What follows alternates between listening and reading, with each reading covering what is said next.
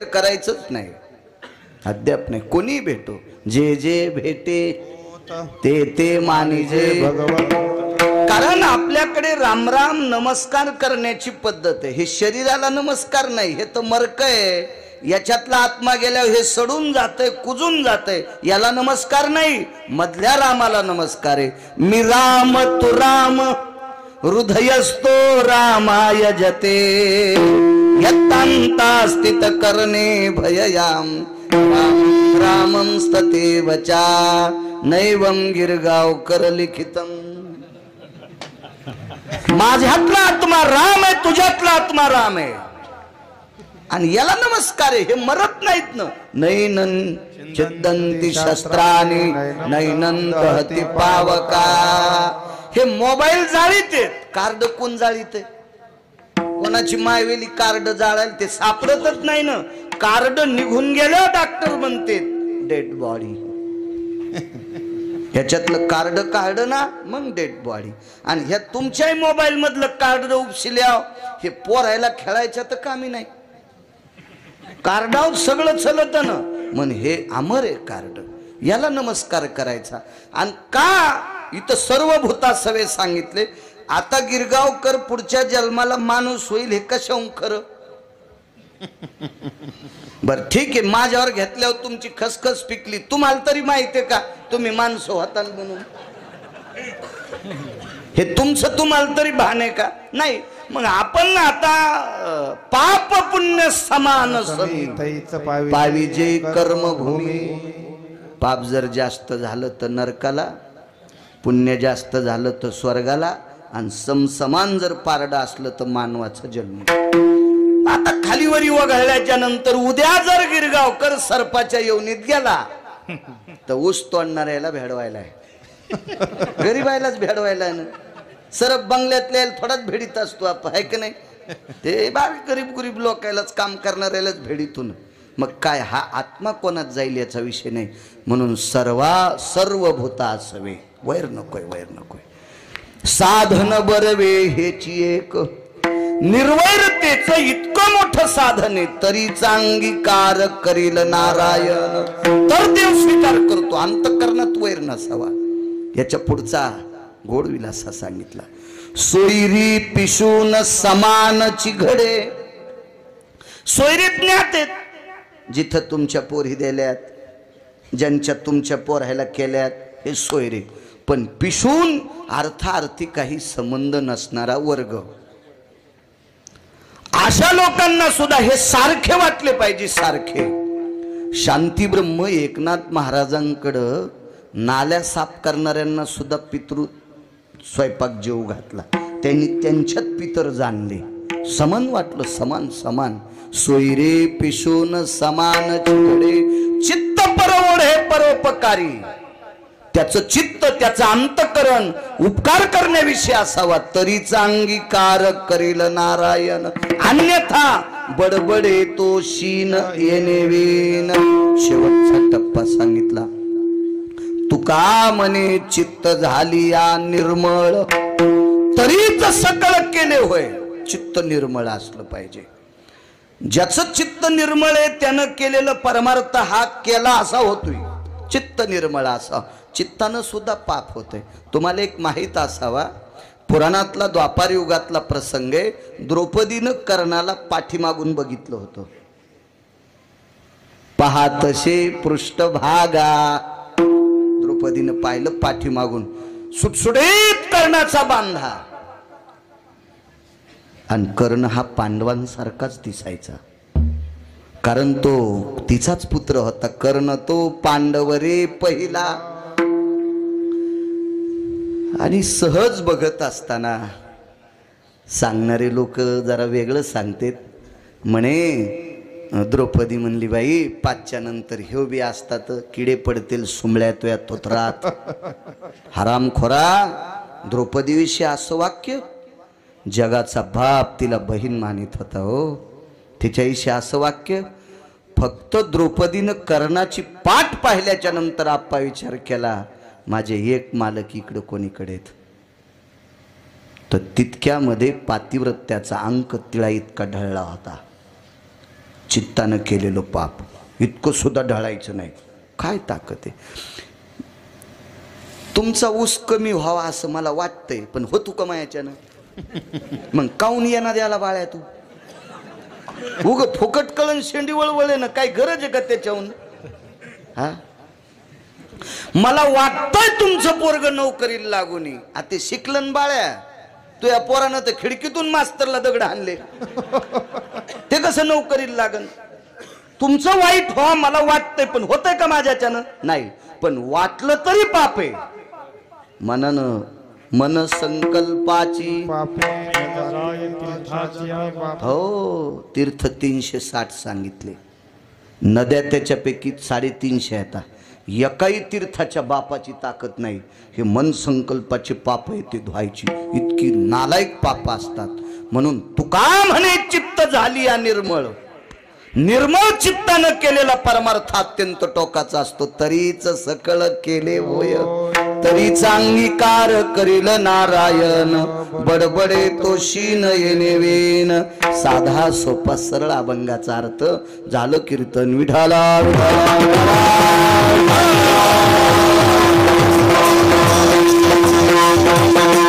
मोठ्या श्रद्धेने मोठ्या अट्टहासाने मोठ्या असीम प्रयत्नाने चालत असलेली ही जुनी परंपरा आहे. ज्ञानोबाराय तुकोबारायच्या नामाचा जयघोष, अन्नदान फार जुनी परंपरा. आणि सारंगापूर नावाचं गाव, मला वाटतं मी फार दिवसानं एकदा तुम्ही मला आणलं होतं. हो, खूप दिवस झाले. त्यावेळेला मी 2008ला बोलेरो गाडी घेतली होती, त्यावेळेला आलतो. त्याच्या आधी एकदा ॲटो रिक्षात आलतो. 3 चाकाचा ॲटो होता, तुम्ही होते. मला लक्षात, मेमरी कार्ड टाईट आहे माझं. हो, त्यावेळेला मी आलतो. बऱ्याच दिवसापासून सात्विक परमार्थिक सदाचारी गाव आहे, आध्यात्मिक गाव आहे. आणि यावर्षी तर भव्य दिव्य असा सुंदरसा मंडपही झाला. खालून नाही म्हणालो मी, याच्यावरून झालाय. याच्यावरून आहे, याच्यावरून आहे. अशा मारुतीरायाच्या वास्तू मोठ्याला होणं अत्यंत गरजेचं आहे. भवतालचा परिसर बी मोठा आहे. एक भंगीरे मला म्हणलं, महाराज कुठं मारुतीला पोरं व्हालेत. अरे सुंबळ्या, मारुतीला पोरं होत नाहीत, पण तू हे पोरं कुठं पैठणच्या तळ्यात बशी, तू का नालाय का? नाव मारुती राहायचंय, मजा कोण मारायलो? आपण. आपल्यालाच बसायला झाला का नाही? वास्तूचा कार्यक्रम असेल, घरापुढं आप्पा एवढे माणसं बसू शकत नाहीत. वास्तूची पूजा करता येईल, इथं कार्यक्रम करून माणसं जेव घालता येतील. काय कार्यक्रम नाही अहो, एखाद्या गरीबाच्या मुलीचं, मोठाली माणसं कुठं जातील, पण सर्वसामान्य माणसाच्या एका छोट्या खाणी सात्विक तात्विक सदाचारी पुण्यशील गरीबाच्या मुलीचं लग्न झालं तर या मंडपातल्या सहकार्य करणाऱ्याला 100 पंढरपूरच्या वाऱ्या केल्याचं पुण्य प्राप्त होतंय. चांगली कामं करत जा, फार गरज आहे. अशी मंडप प्रत्येक गावात मारुतीरायाच्या समोर व्हायला पाहिजे. गोड सुंदरसं त्याला बेड वगैरे सगळं केलेलं छान. गावात जितक्या आडनावाची माणसं असतील तितक्यांना मनपूर्वक धन्यवाद प्रणाम ह्या कामासाठी. भवतालची जागा आता बारीक करू नका, अशी राहू द्या, एवढी राहिली पाहिजे, आहे का नाही? मंदिराच्या भवतालची जागा अशी बारीक बारीक नाही केली पाहिजे. त्यानं रावणाचे तंगडे हाणले तर आपले तंगडे हाणायला त्याला काही टाईम लागत नाही. जर सत्याला भेट जा, मला नका भेऊ, माई काय पात्रता आहे, पण त्याला भेट जा. मंदिरातलं फार आगाव येते. हा, मी दुपारीच सांगितलं, भीमाला चापट मारायची ताकद पृथ्वीवर एकाही व्यक्तीची नव्हती, पण हे चापट हाणल्याच्या नंतर कानातून मुंग्या आल्या. तो भीमदादा म्हणले, वानरान मला चापट हाणून दगडासारखा गाल हो, तू खरंच वानर आहेस का? आधी भीम वानर म्हणूनच जाऊ लागले, त्याला वानर म्हणूनच. तर मारुतीराय म्हणले, म्या इतका ठोका आणल्यावर पृथ्वीवर एकही वाचला नाही, तू कसा वाचलास? तू कोणाचं पोरग आहेस? दोन्ही काही साध्या ताकदी नव्हत्या ना त्या. आणि मग मारुतीरायनं सांगितलं मी हनुमंत, त्यांनी सांगितलं मी अर्जुनांचा पांडवापैकी एक आहे. कडकडाटून आलिंगन दिलं आणि अर्ध शरीर भीमाचं वज्राचं केलं. इतकी ताकद आहे त्याच्यात, इतकी ताकद आहे त्याच्यात. परिसर मोठा ठेवत जा, चांगलं आहे. मोठ्या श्रद्धेने मृदंगाचार्य मंगेश महाराज, महाराष्ट्राला लाभलेली मृदंग क्षेत्रातली बुलंद तोप, आदरणीय हरिभक्तीपरायण नवनाथ महाराज, गोड तोडीस तोड सुंदर पक्वाद वाजिता महाराज, तुम्हालाही प्रणाम, तुम्हालाही प्रणाम. तारखेच्या संदर्भात तुमच्या वतीनं तेच होक टाकीत होते.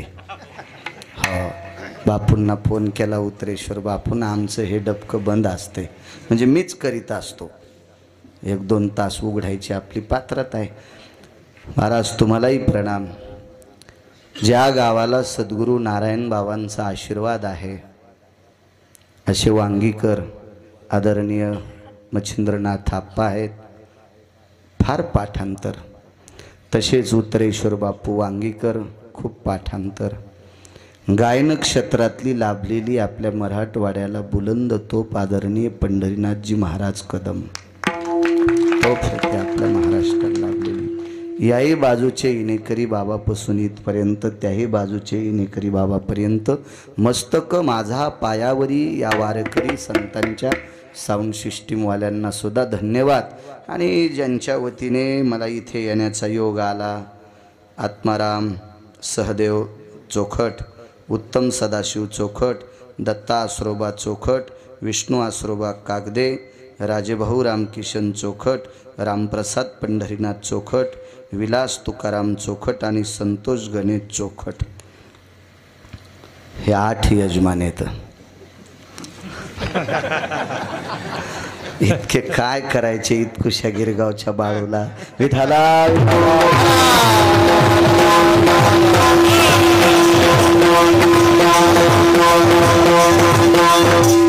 श्रद्धा आहे. आदरणीय वारकरी महाराज बाबा सुद्धा आहेत.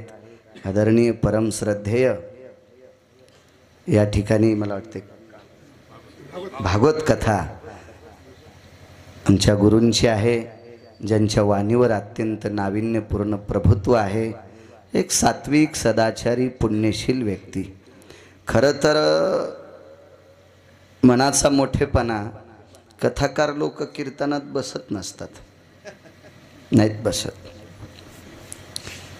वारकरी संप्रदायाशी निगडीत असणारे वेदशास्त्र संपन्न अधिक वारकरी संप्रदाय, वैष्णव ब्राह्मण, हो, असे लोक पाहिले की माणसाला वाटते की शांती ब्रह्म एकनाथ महाराजांचे अंश आहेत, ज्ञानोबारायांचे अंश आहेत.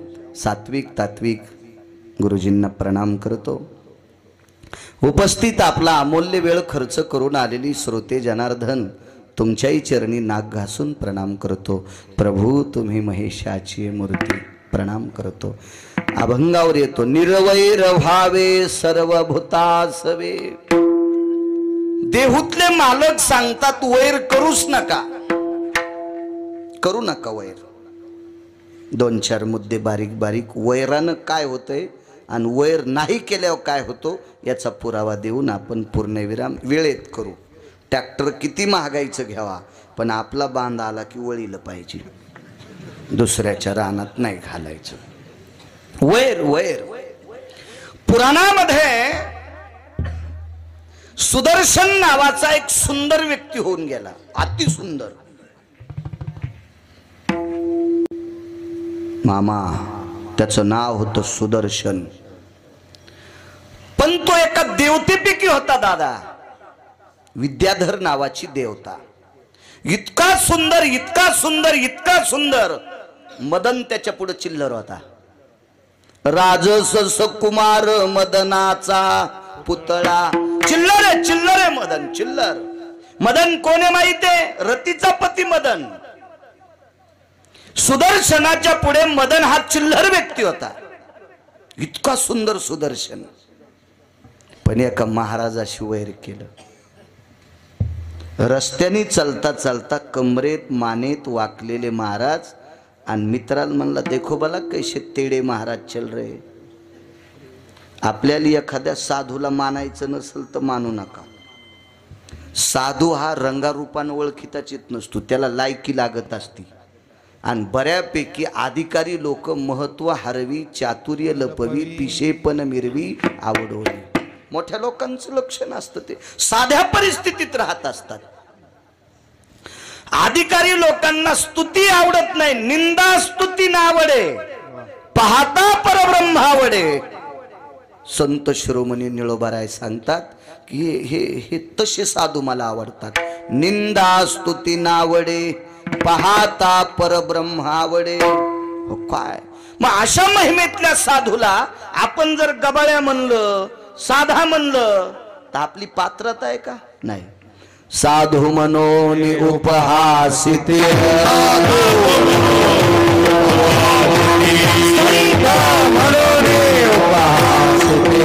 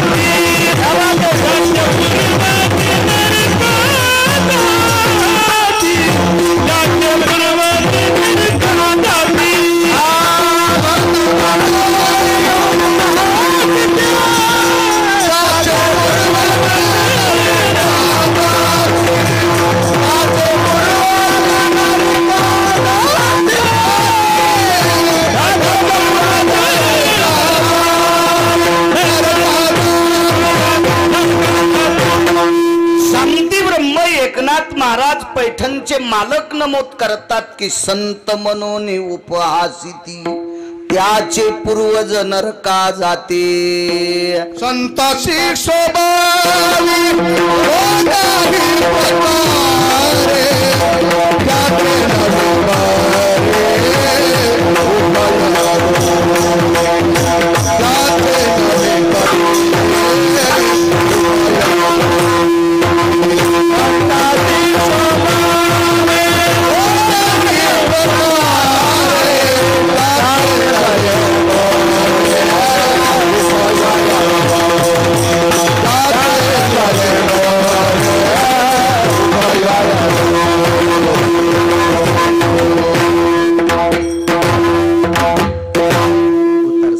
काय म्हणले आप्पा?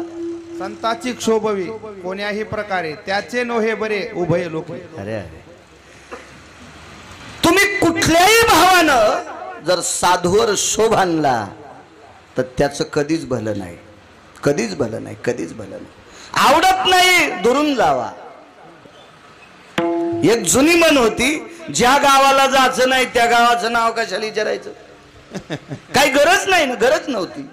अहो जगात एक नंबरचा सुंदर सुदर्शन रावणाच्या पत्न्यांच्या दातांचं वर्णन पौर्णिमेच्या चंद्राच्या तेजाशी केलंय. अगा निशापती भययम दंत कांती जायते लंकेशास्थित कामिनियो सौंदर्यानस्तते वचा. पौर्णिमेच्या चंद्रासारखे दात त्यांचे टवटवीत चमकायचे, तर त्याच्याही पेक्षा सुदर्शनाच्या दाताचं वर्णन करत असताना अब्राय भय जायते नक्षत्रो, या सगळ्या नक्षत्रांची कांती तेच त्याच्या दातात, इतका सुंदर.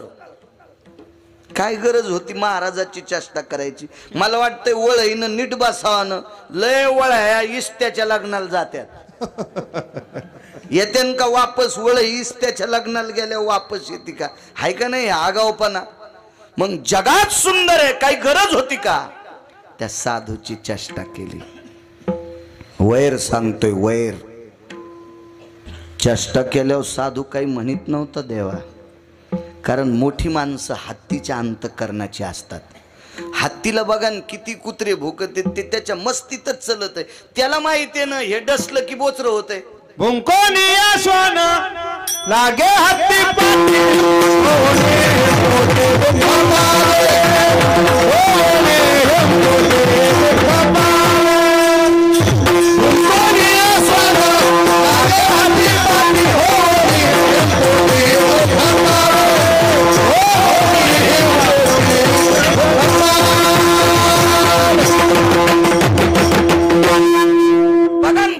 अशी गाडी पळायली ना तिच्या माग पळत येत. फुकट दुसऱ्यानं टाकलेल्या भाकरीचं रक्त मातीत घातलं आणि त्या कुत्र्यानं, काय त्याला गरज आहे का? गरज नाही, गरज नाही. तेवढ्या मोठ्या महात्म्याची सुदर्शनानं चेष्टा करणं म्हणजे कुत्र्यानं भूक नये. ते साधून काय मनाव नाही घेतलं, पण तितक्यानं ऐकलाच नाही. हो सुदर्शने यानं त्या महाराजाला ढकलून दिलं, ढकलून दिलं. देवा खर्चटलं, हो खर्चटलं. एक दोन ठिकाणी घासलं आणि मग मात्र डोळे झाकले आणि विटेवरच्या मालकाला विचारलं, माझ्या देहूतल्या मालकांसारखं आम्हा गांजी जन तरी का मेला नारायण. देहूतले मालक म्हणतात, देवा आम्हाला जर काही लोक त्रास देत असतील तर तू आमच्यासाठी मेलास का रे? आम्ही जना भ्यावे देवे. देवा आम्ही मूर्ख लोकांना भ्यावं याची लाज तुला वाटत नाही? देहूतल्या मालकांचा पुरावा आहे.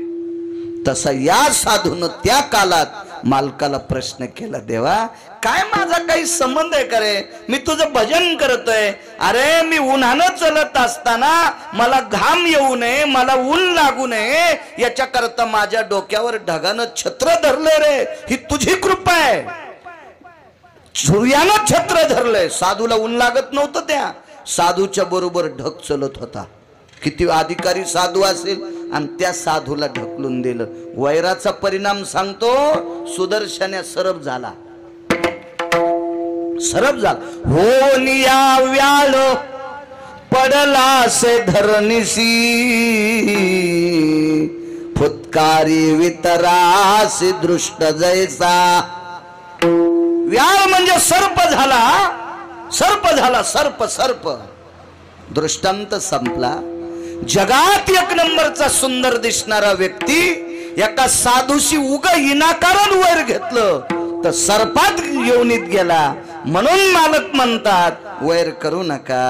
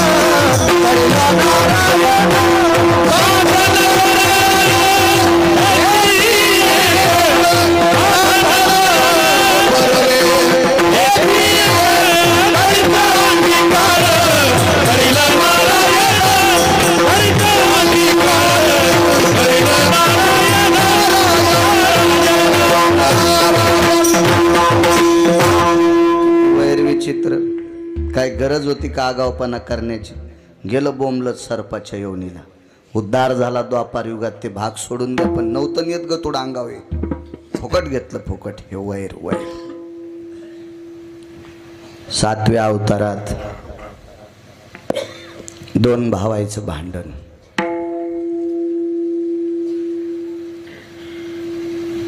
गैरसमज निर्माण झाले. दुनुग्मी नावाचा राक्षस आतमध्ये गेला. वालीनं त्याला मारलं. त्याचं रक्त त्या युवराच्या बाहेर आल्यावर सुग्रीवाच्या लक्षात आलं, दादा मेला आपला, मृत्यू पावला दादा. मग त्याच्या लक्षात आलं, दुदुंबीनं जर आपल्या दादाला मारलं तर युवराच्या बाहेरून आल्यावर किष्किंधेतल्या सगळ्या वानरायला मारील, म्हणून यानं युवराला शीळ लावली. सुग्रीवाचं वैर नव्हतं वालीशी.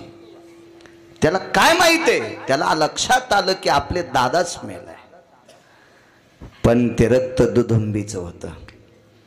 युवरातल्या शिळेला लात मारली, बाहेर आला आणि इतकं वैर, इतका गैरसमज निर्माण झाला, इतका गैरसमज, इतक्या कडाक्याचं भांडण, इतक्या कडाक्याचं भांडण.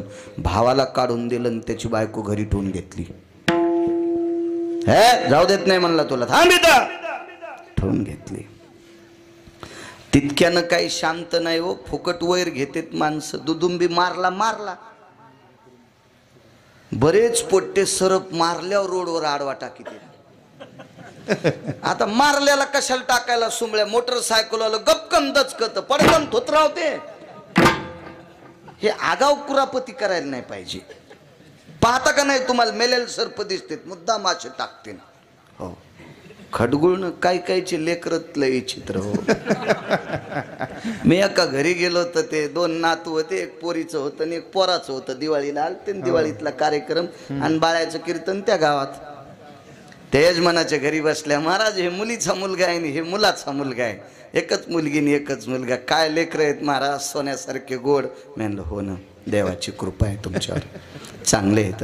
पान महाराज आमचे कसे लेकर आहे. मनात म्हणलं मला का वगैरे थोडीच झाले. हो ना, आता काहीतरी तिळभर करायचं, निळभर सांगायचं, असं काय लय नाही चोंबाळायला पाहिजे मनातली मनात. असं मी त्याला म्हणू कशाला, बुकात येत लावणार होतो, त्याच्यामुळं मी काही विरोधात नाही गेलो त्याच्या. काय महाराज बघा ना आमचे कसे लेकर आहेत. म्हणलं वा वा, काय बघायचं का, आम्ही गोकुळातल्या सारखेच दिसायला लागले, तर काय छान लेकर आहेत. मग तितक्यात कीर्तन झाल्यावरची गोष्ट होती बरं देवाई. आणि मग बैठकीतून बाहेर बघताना ते म्हणले इथे महाराजाचा बूट होता ना. म्हणलं काय नाही, एका बुटाला तुमच्या पोरीच्या पोरानं सुतळी बांधली आणि एका बुटाला तुमच्या पोराच्या पोरानं सुतळी बांधली आणि रानात पाणी शेंदू लागले. हो, रानात पाणी शेंदू लागले. म्हणलं वा वा, कायच लेकरं तुमचे गोड आहेत, इतक्या लहानपणी यायला पाणी शेंदायचं कळालंय. असंच सांभाळावं लागत. हो, विरोधात गेल्यावर पुन्हा कसे कीर्तनाला बलितेन, विठाला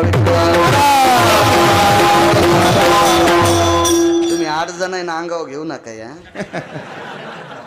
मग रेडीमेड कपड्याचं दुकान आहे का नाही, मी काय तुमच्यासाठी शर्ट शिवला नाही. खडगुळ पोर असतात, काही खडगुळ. दुधुंडी मारला, काम संपलत. बाहेर ओढीत आणला, भावाला तर काढून दिलं आणि दुधुंबीच्या तंगड्याला धरलं, गर गर गर गर फिरिलं. एक साधू साधनेला बसलेला देवा, त्याच्या अंगावर राक्षसाचं रक्त पडलं. साधूचं नाव होतं मुनिश्री मतंग. मतंग वैर किती विचित्र असतं. काही गरज होती का मला सांगा तुम्ही.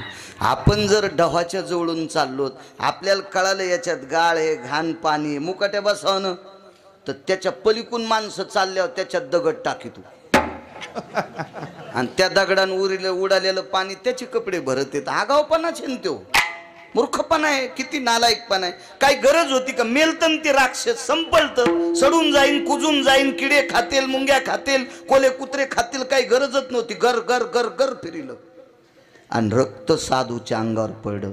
वैर इतकं विचित्र. साधूच्या तोंडातून वाक्य पडलं, ज्याने कोणी माझ्या अंगावर साधना करत असताना रक्त टाकलं, तो ह्या पर्वतावर आल्यावर त्याचे 1000 तुकडे हो. कशाची ताकद आहे? वैराची. वैराची. चला थोडंसं पुढे सरका. इथपर्यंत बी आपला पुरावा बसवत होता, पण पुढे सरकतो थोडं. दारे धरताना गवत उपटिलं पाहिजे, म्हणजे खुरपायचा ताण कमी होत असतो थोडासा. टपकाळ टपकाळ गवत असं उपटायचं. काय दारे धरताना आपण तरी काय दुसरं काम करतो आहे का नाही. ह्या कडीला भुंड फोडल्यावर तिकडे कडीला पाणी जाऊस तर माल्यावरचं गवत उपटिलं पाहिजे. त्याला ओरिजिनल शेतकरी म्हणतात. हो, दारे धरताना जर व्हॉट्सअप खेळत असेल तर येडगळ म्हणायचा, विठाला विठाला.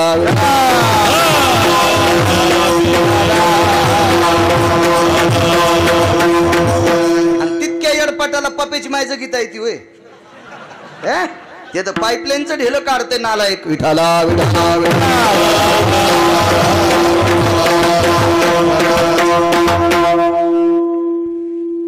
दोन भावाचा वाद झाला. श्रुतीशास्त्र सांगते वाद मिटवायची ताकद पंढरपुरातल्या मालकात होती. वाद मिटवायची ताकद पंढरपुरातल्या मालकात होती. महाराज एवढी अधिकारी वालीची बायको होती, इतकी अधिकारी तारा ठराविक स्त्रियांच्या यादीमध्ये तिचं नाव आहे आणि जगाच्या मालकानं वारीला संपवलं. ऐकण्याच्या मानसिकतेत मध्ये होता पण संपवलं. वैर सांगू तुम्हाला, मरता मरता तोंडातून वाक्य पडलं, देवा अरे तू जगाचा बाप आहेस रे, विश्वाचा मालक आहेस, तुला काय करता येत नाही. तू जर मला समजून सांगितलं असतं तर मी सुग्रीवाला किष्किंधेचा राजा केला असतं, माझा अंगद युवराज झाला असता आणि मी निमूटपणे झोपाळ्यावर बसलो असतं रे, पण तो मला मारलंस. मरता मरता वैर जाग झालं. लक्षात घे, पुढच्या अवतारात मी तुला बाण मारीनच. भिल्ले विंधिले सारंग, मागच्या जन्मातलं वैराचं गठुडं पुढच्या जन्मात आलं आणि देवाला सुद्धा त्या वैराची पोचपावती फेडावं लागली. म्हणून देहूतले मालक पहिल्या कडव्यात वैर भावे सर्वभूताचे, वैर भावे सर्वभूताचे, वैर भावे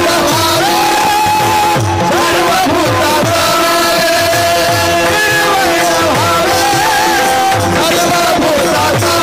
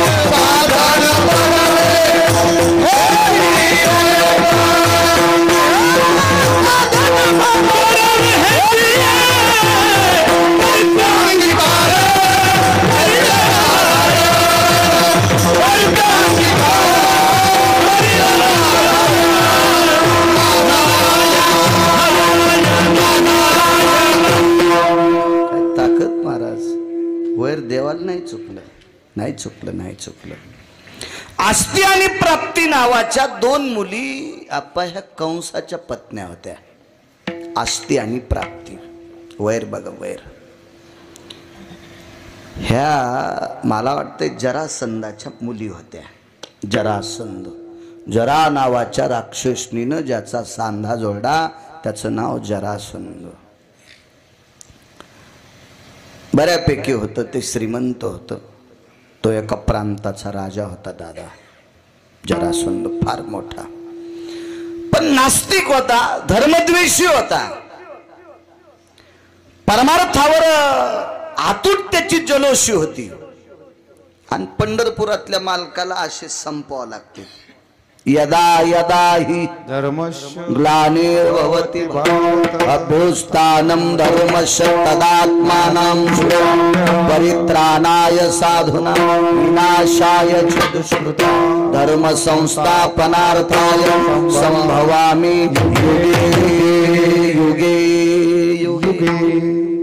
प्रत्येक युगात, प्रत्येक कालात ह्या हरामखोरायला संपविण्यासाठी त्याचा अवतार. भगवान त्याला संपवण्यासाठी अर्जुनाला आणि भीमाला घेऊन गेले. ते एक माझ्या 27-28 वर्षापूर्वी एक गोडशी पंक्ती वाचिल ती मी.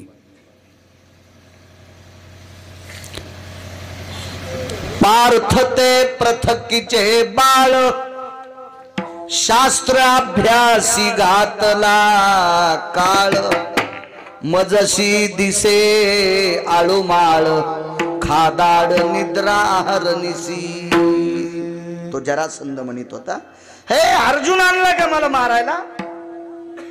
हे तर शास्त्र वाचण्यात त्याचा काळ गेला.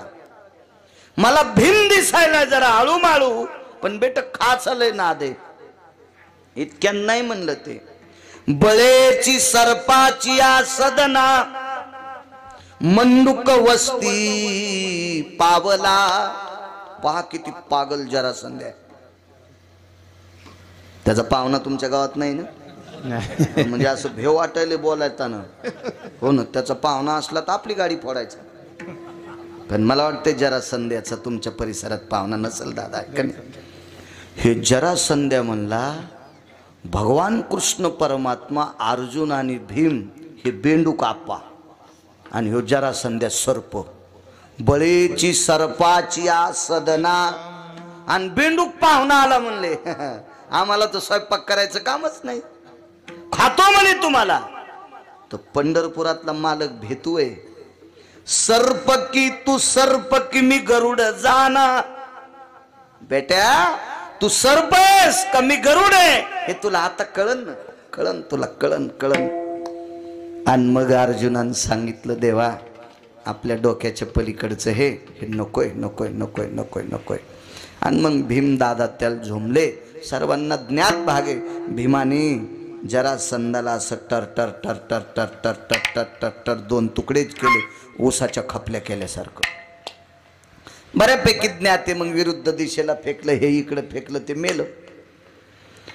हाडवैर सांगतोय, हाडवैर. आपण काही म्हणत होते ना, त्याचं ना आमचं बापा हाडवैर आहे, आज्या पंजापासून जमत नाही आमचं आणि त्याचं हाडात वैर आहे. हाडवैर शब्द कसे वापरित होते त्याचा पुरावा पहा. मग जरासंधाचा अंत्यविधी केला. एका विशिष्ट प्रकारच्या पवित्र गंगेच्या पात्रात जरासंधाच्या अस्थी टाकल्या. वैर लय उतू येतो, पिढ्यान पिढ्या उतू येते वैर, पिढ्यान पिढ्या. वैर नाही करायला पाहिजे. अस्थी टाकल्या. इतका नालायक होता जरासंध, इतका नालायक, गंगेनं पण त्याच्या अस्थी स्वीकारल्या नाही, गंगेनं पण नाही स्वीकारल्या. कालांतरानं आंघोळी करता गांधार देशाचा राजा तिथं बोंबलत गेलता. आंघोळी करता गेला आप्पा. तो गांधार देशाचा राजा म्हणजे शकुन्या, त्याचा बी पाहुणा नाही तुमच्या इकडं. हो म्हणजे असं सांग जावा, मी नाही तर माफी मागतो ना, चुकून शब्द गेला म्हणून. असं होतं ना कधी कधी. त्याचाही पाहुणा नाही शकुन्याचा बी तुमच्याकडे कोणी. गांधार देशाचा राजा होता देवा. मला नाव लक्ष्मीकांत. हा आता लक्षात आलं. ते दोन नाव लक्षात येऊन गेलं.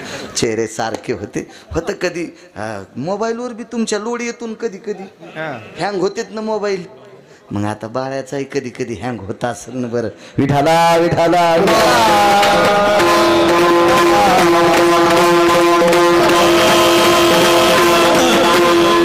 वर्य लक्ष्मीकांत महाराज. आता लक्षात आलं. आंघोळी करता शकुनी गेला आणि आंघोळ करता करता द्रोणात अस्थी आल्या. द्रोणात अस्थी आल्या. अस्थी डोक्यावर पडून कानाकून वगळत असताना नालायकाच्या कानात नालायकाच्या अस्थी बोलल्या. नालायकाच्या अस्थी पंढरनाथ बोल नालायकाच्या कानात बोलल्या. आणि मग त्या दिवशी लक्षात आलं हे आपल्या कामाचा खेळ दिसतो गडे. वैर वैर सांगतोय किती लांबून आले वैर पाणी. त्यांना अस्थी तिथंच गंगेच्या पात्रात बाजूला एक दगड टेकला. अस्थी अशा घासल्या, तोळड्या, घासून घासून घासून घासून त्याच्या गोट्या तयार केल्या. आता लुडो नावाचा खेळ आहे चोखट दादा, ह्यो शकुनीपासूनच आलेला आहे. हे असे ती लुडो नावाचा खेळ. गोट आता हे मोबाईल मधली गोटी उमरीकर पालथी होती तेव्हा अशा गोट्या फेकावं लागायच्या. सोकटी नावाचा खेळ, पण त्याला नामांतर केलं, त्याला लुडो म्हणले. म्हणजे चांगल्या चांगल्याला लुडबडून टाकलं, त्याचं नाव लुडो. लुडो खेळ सोकटी आहे, सोकटी. त्या अस्थीच्या गोट्या तयार केल्या. शकुनीला संपवायचे कोण होते सांगता येईल का तुम्हाला? पांडव का कौरव? कौरव. कोण संपवायचे होते? कौरव. आणि कौरव शकुनीचे कोण होते? सख्खे भाषे. आणि शकुनी कौरवाचा कोण होता? सक्का मामा. आणि पांडव कोण होते? बहिणीचे पुतणे. हो, पण शकुनीला संपवायचे कोण होते? बहिणीचे पुतणे का बहिणीचे पोरं? पक्क सांगा, उग काही नका. बहिणीचे पोरं. हा, बहिणीचे पोरं बापू पक्का. फजिती होईन बरं. आप्पा बघा, गावकरी आहेत काहीतरी बघा, त्याला म्हणा अंगाव येईल असं करू नका. विठाला विठाला. वा बापू वा वा वा. तुमचंच ऐकलंय. बहिणीचे पोरं संपवायचे होते. कारण सांगू, दुर्योधनाला पोहता चांगलं येत होतं, जलक्रीडा करता येत होती, पाण्यात जास्त पोहता येत होतं. आणि एके दिवशी दिवाळीला गांधार देशात आला आणि बहिणीच्या घरी एका सरोवरात पोहत असताना लपंडाव खेळत होता. आणि लपंडाव खेळणे म्हणजे पाण्यातली पाण्यात टिवणे, पाण्यातली पाण्यातला लपंडाव.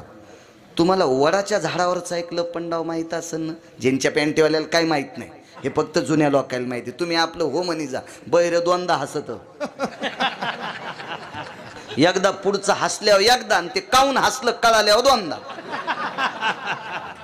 तसं जिनच्या पॅन्ट. तुम्हाला काय माहिती वडाचा ते खेळ? ह्या पारंबील धरून तिकडं उडी, तिकडं उडी, इकडं उडी, इकडं उडी. हाही खेळ पांडवांच्याच काळातला होता. हो, वरच्यानं शेंडी जरी धरली तरी राग नव्हता. अरे उपटून येत शेंड्या, रक्ता भंबाळ टाळू होता त्या, कारण तो खेळच होता तसा. धरायची शेंडी ती ठेवायची. पाण्यातला लपंडाव सुळकी मारून त्याला पाण्यात पकडायचं, त्याच्यावर राज यायचा. हा लपंडाव नावाचा खेळ खेळला. दुर्योधनानं चूक केली वारकरी बाबा. मामाचे 4 पोरं मांडीत दाबले पायाखाली, मरुस्तर वरीत नाही येऊ दिले. पण सख्खा भासा आहे आणि भारत देशाच्या राजाचं पोरगं आप्पा, याच्याकरता बळेविन शक्ती बोलू नये. मोठा माणसाची लेकरं आहेत, बहिणीचे पोरं आहेत. पण पोटात खिचडी शिजत होती, कत कत कत कत कत कत कत. बहिणीच्या एका पोट्ट्यानं मग 4 मारले, पण बहिणीचं एक बी जितत होणार नाही, एक बी जिवंत ठेवणार नाही. वैर सांगायलो, वैर वैर वैर, एक बी जिवंत ठेवणार नाही. आणि जरासंधाच्या हाडाच्या गोट्या तयार केल्या. घरावर तुळशीपत्र ठुलं शकुन्यानं आणि बहिणीच्या घरच्या भाकरी खाल्ल्या. वैर सांगतोय वैर. 7व्या अवतारात लक्ष्मणाच्या हाताने ते नाक तुटलेली बाई कोण होती? शूर्पणखा. हिचं पोरग मारण्यात आलं. ते कालास्त्राची तपश्चर्या करू लागलं. कालास्त्र मला प्राप्त व्हावा, कारण लंकेत 18 लोक होते, अस्त्रांच्या साधना केल्या. हो, कुंभकर्णानं इंद्रपदाची साधना केली, पद देऊ लागले. पण सरस्वतीनं सांगितलं, याला जर इंद्रपद दिलं तर हे देश विकून टाकीन, याला देऊ नका इंद्रपद. म्हणून त्याच्या जिभेवर ब्रह्मकन्या बसली आणि इंद्रपद मागण्यापेक्षा निद्रपद मागितलं. निद्रात मागितली, निद्रा झोपूत लागलं ते. हो, कालास्त्र, शूर्पणखेचं कार्ट, अस्त्रदेवच्या त्या लक्षात आलं, याच्या हातात जर अस्त्र पडलं तर जगातला कुठलाही व्यक्ती जिवंत ठेवणार नाही, राक्षस सोडून सगळ्याला मारलं असतं. आणि म्हणून लक्ष्मणजी फळं आणायला गेले. अस्त्र आसडलं आणि लक्ष्मणजीच्या हातात पडलं. अस्त्र किती तेजस्वी म्हणून जाळीवर मारलं. ती जाळी होती वेळूची जाळी. येळूला आळंदीतले मालक साबरी म्हणतात आणि येळूच्या बुडाला शूर्पणखेच्या नालायक कट्ट्याचं, जगाचा नाश करणाऱ्या कट्ट्याचं रक्त लागलं. साबरी वाढिन्नल्या सरळा, वरी फळनात पोकळा, कास्तन झाले गळा शिळीये जैसे.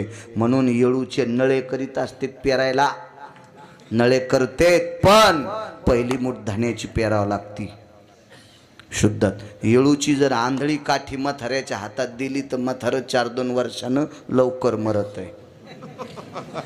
हो, म्हणून मथाऱ्यानं येळूची आंधळी काठी नाही घेतली पाहिजे. आंधळी काठी कोणतीला म्हणते? आणि डोळस, खालच्या कांद्याचा डोळा आणि वरच्या मुठीतल्या कांद्याचा डोळा सरळ असला की काठी डोळस.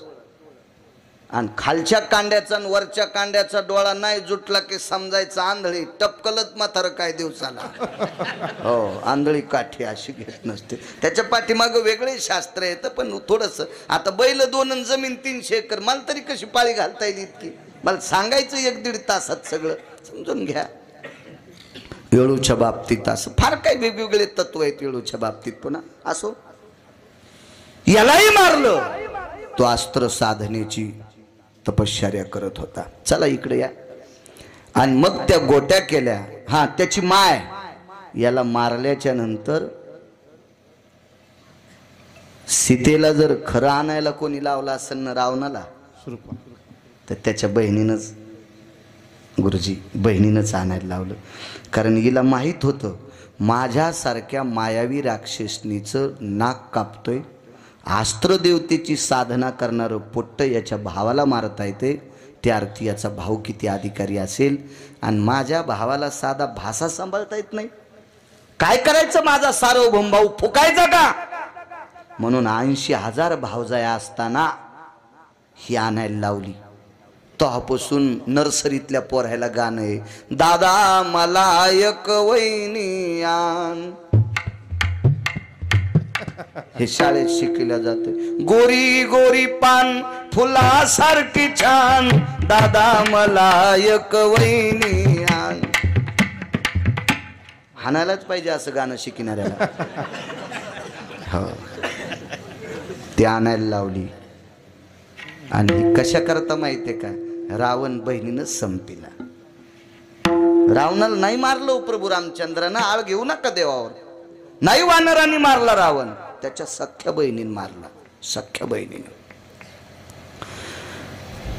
चला इकडे पुढे. तिनं घरावर तुळशीपत्र ठुलन भावाचीतले तुकडे खात होती. इकडे गांधार देशाचं राज्य सोडून दिलं, इंद्रप्रस्थावर आला, तिथून हस्तिनापुरात थांबला. आपल्या बहिणीच्या घरी थांबत होता. आणि बहिणीच्या पोरायला देवा पत्ते खेळायला लावले. हे लुडो खेळायचं नाही ना, हे सोकटी खेळायची नाही, सोपं सांगतो पत्ते. आणि त्या गोट्या फेकायला सांगितल्या. तर हे हाड शकुनीला बोलत होते. आप्पा हाडायनं सांगितलं, रे पांडवायनं मग वाजिलं बरं, मला पांडवायपैकी भीमान मारलंय, मला त्याचा बदला घ्यायचा आहे.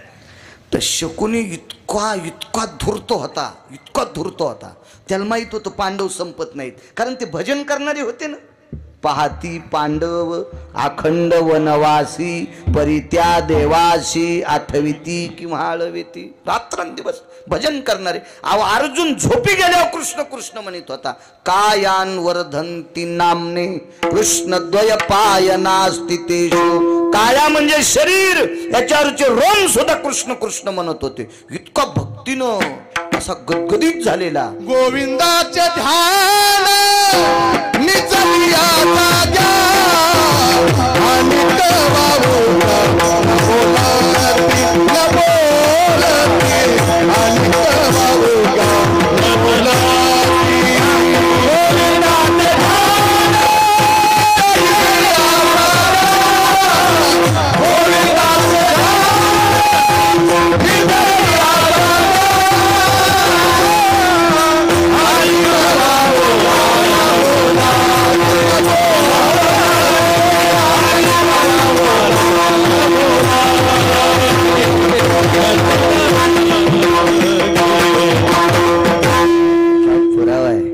असा पुरावा द्याला की वैकुंठवाशी नथुराम बाबा केळकर म्हणायचे. कोटीची नोट, कोटीची नोट, बद्देश्वर पुरावा पोषक. अर्जुन इतक्या टोकाचं भजन करीत होते, याच्याकरता देवाला त्याचं पिस लागलं होतं, नवल पिस लागलं होतं. दादा पिस म्हणजे येडा झालता. हा कोपे तरी निवांत साये, ऋषे तरी बुझावीत जाय. हे पिसा देव पिसा घालता अर्जुनासाठी. पिसा भक्ती त्या टोकाची होती. एवढं मोठं नाविन्य होतं, मस्तीतली भक्ती होती ती. आणि ही भजन करणारी मरत नाहीत हे शकुन्याला माहित होतं. पण चला म्हणले, जरा संध्याला आनंद वाटायला ना वाटू द्या, पण याच्या आनंदात आपण तुरी भाजून घेऊ. आणि जुगार खेळायला लावला. दादा जो मामा बहिणीच्या पोरायला पती खेळायचं शिकितू तो हरामखोर मामा नसतो का? त्याला मामा कशाला म्हणायचं? तो हरामखोर आहे, तो नालायक आहे, तो बुस्तील आहे. बहिणीच्या पोरायला जुगार खेळायला लावला. आणि गोट्याचं तत्व सांगतो, हाडवैर. पांडवांनी गोट्या फेकल्या की पालथ्या पडत होत्या. रघु मामा पालथ्या पडायच्या, पालथ्या. पालथ्या पडायच्या, पालथ्या. आणि कौरवानं फेकले की आप्पा सोयीशा पडत होत्या. का पांडवाच्या हातानं पालथ्या? याला वैर, याला पांडव भिकारी करायचे होते. आणि बघता बघता पांडव हरले होते पांडव. पण या हरीत वैर इतकं टोकाला गेलं, इतक्या टोकाला गेलं. ह्या नालायक शकुन्यानं सात्विक दुर्योधनाला सांगितलं, आता तू त्याला त्यांची धर्मपत्नी लावायला लाव. आणि मग सर्वांना ज्ञात आहे द्रौपदीला मांडीवर काय बशिलं, तिचं वस्त्रहरण काय केलं, ह्या सगळ्या गोष्टी. तर वैकुंठवासी माधव महाराज मगर सांगायचे, पांडव ज्या वेळेला वनवासाला निघाले त्यावेळेला अंगाला राख लावलेली होती. आणि 5 लोकांचे 5 तत्व 1-2 सांगतो. एकाच्या हातात राख होती मुठीत आणि एकाच्या हातात गारा होत्या. धर्मानं रस्त्याने गारा टाकीत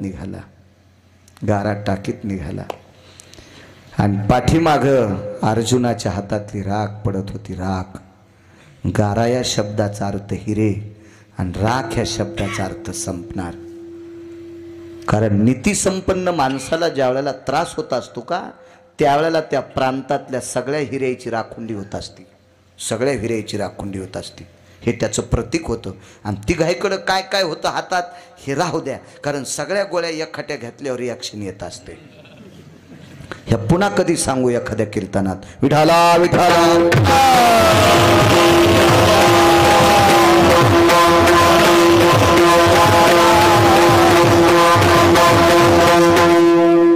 आणि त्या हाडवैरामुळे पांडव वनाला निघाले. गोट्या खत खत खत खत खत खत हसत होत्या. ज्यावेळेला पांडव वनवासाला निघाले त्यावेळेला गोट्या हसत होत्या. आणि शकुनी सुद्धा हसत होता. शकुनी पण हसत होता. नियतीनं प्रश्न केला. नियती कोणाला सोडित नाही. तुम्हाला एक माहिती असावा आप्पा, कौरव मारल्याच्या नंतर अर्जुन हसत होता आणि कृष्ण परमात्मा रडत होते. कौरवातले 5 लोक मेल्यावर अर्जुन हसत होते आणि कृष्ण परमात्मा रडत होते. त्याच्यापैकी एकाचं नाव सांगतो, कर्ण. तर नियती कोणाला सोडित नाही दादा. नियतीमध्ये मारुतीरायाच्या अंतकरणात नियतीनं संचार केला आणि मारुतीराय भगवंताला विचारत होते, देवा तू आणि तुझ्या मेहुण्यानं मिळून कर्णाला मारलंय. पंढरनाथ बुवा, मग दोघांना मिळून मारलं, एक हसायला आणि एक रडायला. हे नाटक काय तुमचे? हे कसं नाटक आहे तुमचं? मिळून तर दोघांना मारलंय. एकट्या अर्जुनाला कर्ण मरत नव्हता आणि एकट्या कृष्णालाही मरत नव्हता. तो भारतीय युद्धातला शिव होता, मानवी. मग दोघांनी मिळून मारला. एक रुदंती को भवा, हास्यास्थित को भवा. एक का हसायला, एक का रडायला? तर भगवंतानं सांगितलं, मारुतीराय उत्तर मिळल, पण वेगळं विचारा. एकखट्या जोगायला जवळ असताना काय विचारू. युद्ध संपलं आणि बाजूला गेले. अर्जुनाला विचारलं, का हसतो? मा शत्रू गेला, पठ्ठ्याचा वैरी संपलाय, याच्याकरता हसतोय. देवाला विचारलं, का रडतो? महाभारतातला इमानदार गेला. इमानदार महाराज पूजेला बसल्याच्या नंतर जगाचा बाप भिक्षुक्याच्या रूपात आला. गुरुदेव भिक्षुक्याच्या रूपात. आणि पूजा करता करता उठणार नाही. कवचन कुंडला आप्पा फेकून दिले, घेऊन जाय. अहो, इमानदारीसाठी प्राणदान करणारा कर्ण सामान्य ताकद आहे. एवढी मोठी ताकद, एवढी. याच्या पलीकड सांगतो, देवानं कर्णाला फोडण्यासाठी त्याची माय नेली, माय कुंती. आणि त्या दिवशी कुंती सांगती देवाला, कर्ण तो पांडवरे पहिला. एखाद्या वेळेस शपकही पुरावा असला तर पण कोण्यातरी प्रतीतला आहे. आप्पा गाण्यापेक्षा हे बरं आहे. हे गाणे फाणे म्हणतात ना, त्याच्यापेक्षा हे बरं आहे. पाहिलाय तर कुंतीन सांगितलं तू माझा मुलगा आहेस. आनंद वाटला. देवा काय दयाळू आहेस रे, काय उदार आहेस रे, काय प्रसन्न आहेस रे. आतापर्यंत मला माशा धरणाराचं पोरग म्हणत होते, पण देवा उदार आहेस रे. मी आज क्षत्रियाचा पुत्र म्हणून बाल झालो रे. ही तुझी माझ्यावर कृपा आहे देवा, किती कृपा आहे. मग माझं ऐक ना आता. काय ऐकायचं? तू पांडवाच्या बाजूनं लढ, माफ करा म्हणे देवा. खोटं बोलणार नाही. एकदा वचन त्याला दिले, आता सुटकेस घेऊन इकडे येणार नाही. आता नाही, आता नाही, आता नाही, आता नाही करू शकत आहे. भगवंतानं सांगितलं तुझी आई आहे, प्रणाम. आईनं सांगितलं कर्णा तुला भाऊ जास्त आवडतेत का हे दुसरे? म्हणलं भाऊ आवडतेत का आई, पण वचन दिले ना, आता कसं शक्य. ये इकडं. नको म्हणले. नको, झोळीत धोंडा पडन. मी जर नीतीच्या विरोधात वागलो तर माझ्या पापानं भजन करणारी पांडव संपतील, आणि पांडव संपल्यावर मी पण संपल. तुझी कुस रिकामी होईल ग, तुझी कुस रिकामी होईल. आई तुला मी एक महत्त्वाचं सांगतो, पांडव जर हरले आणि कौरव जिंकले तरी तो पोरग जिवंत आहे, आणि कौरव मेल्यावर जर कर्ण मेला तर पांडव जिवंत राहिल्यावर तरी तो बकिटातच चेंडू आहे. ताण घेऊ नको.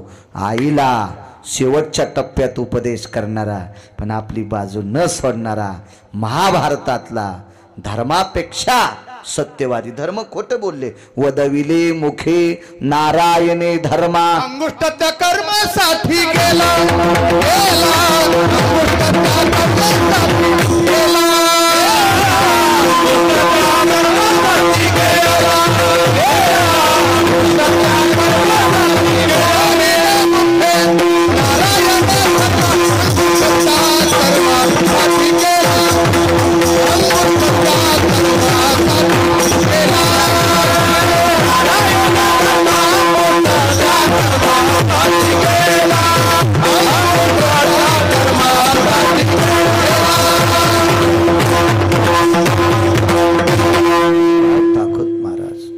धर्म खोटं बोलले. एकदा नाही बोलले कर्ण, नाही नाही. म्हणून सत्यवादी लोकांसाठी जगाचा बाप असा. बघा नियतीने विचारलं का रे दोघे हसता, साधणार कोणाचं आहे? दोघे हसता, साधणार कोणाचं आहे? शकुनीनं सांगितलं या खेळात फक्त पठ्ठ्याचं साधणार आहे, या खेळात पठ्ठ्याचं साधणार आहे. तर गुरुदेवा जरासंध म्हणला शकुनी महाराज तुमचं नाही साधणार, पठ्ठ्याचं साधणार आहे. तर नियती म्हणले अरे दोघाय ना पुरावे तर पटून द्या ना, तू साधत का याचं साधत. तर म्हणे अरे ज्या भीमानी मला चिरून मारलंय त्याला राज्य सोडून वनवासाला जावं लागलंय. तर नियती काय म्हणत होती? नियती कोणाकडे घुसली? शकुनीकडे. शकुनी म्हणला जरासंध महाराज तुमच्या गोट्या पालथ्या पडल्यामुळं पांडव वनवासात जरी गेले तरी पंढरपुरातला मालक त्याच्या कुठेही सोबत आहे. मागे पुढे उभा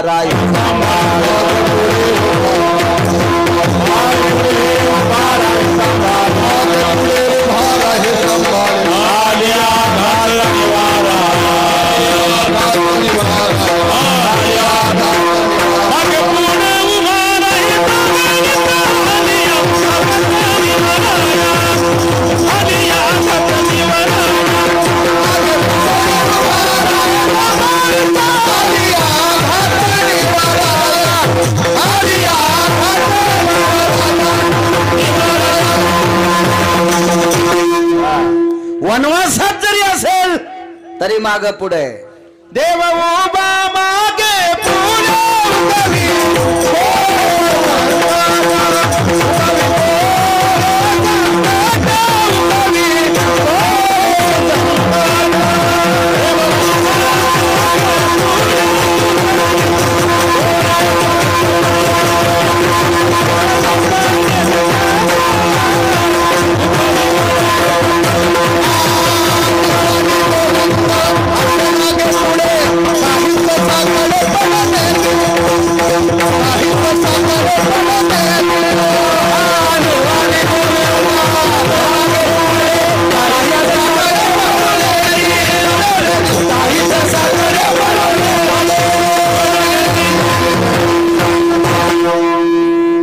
घंटा कीर्तन आगाव करू.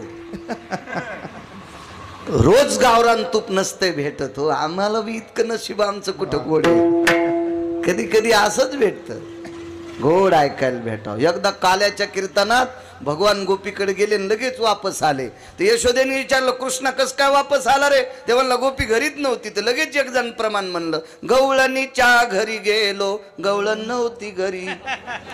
म्हणलं मग तू फोन लावून काऊन नाही गेला? नाही तर व्हॉट्सअपला संदेश देऊन विचारायचं घरी येस का कुठे. असाच कधी कधी चिवडा भेटू तू आम्हाला. विठाला विठाला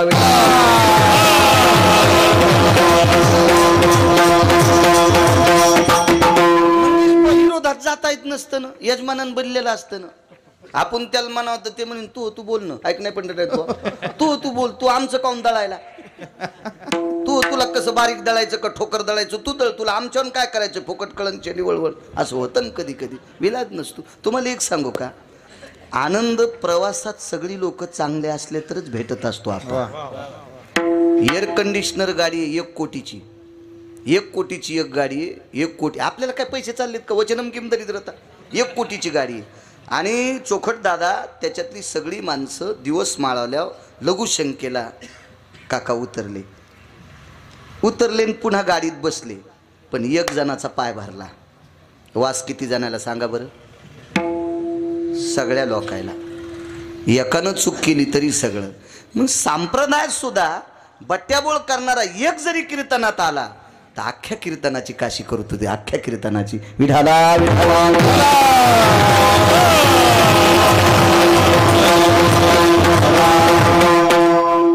त्यानं सांगितलं बाजू माझी पक्की आहे. पांडव वनवासाला गेले. शकुनी म्हणतो अरे नियतीनं प्रवेश केला. शकुनी इतका गोड बोलत होता आप्पा. त्यानं सांगितलं नाही, पांडव वनवासाला जरी गेले तर जगाचा बाप त्यांच्या पाठीमागं आहे. अहो किती पाठीमागं?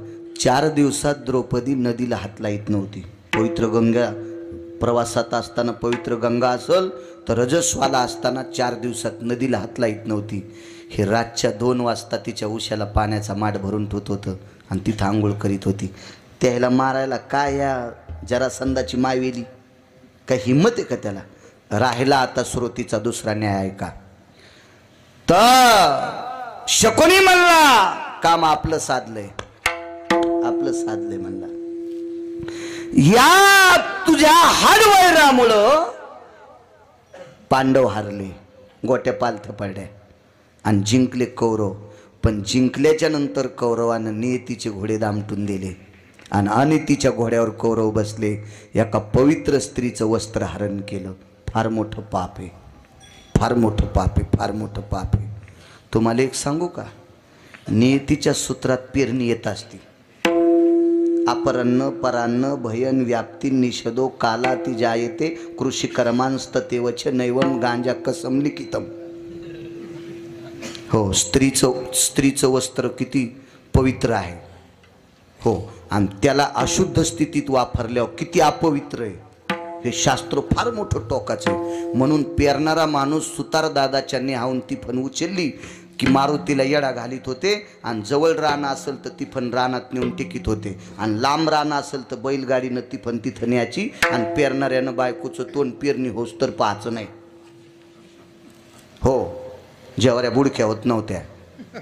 आता पप्याच्या माईच्या साडीचाच कासरा टिपणीला. हो हो,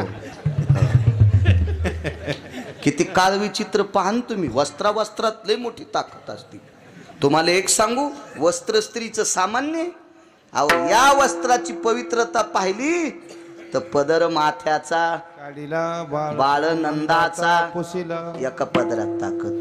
दुसरी एक गोष्ट सांगतो पुन्हा.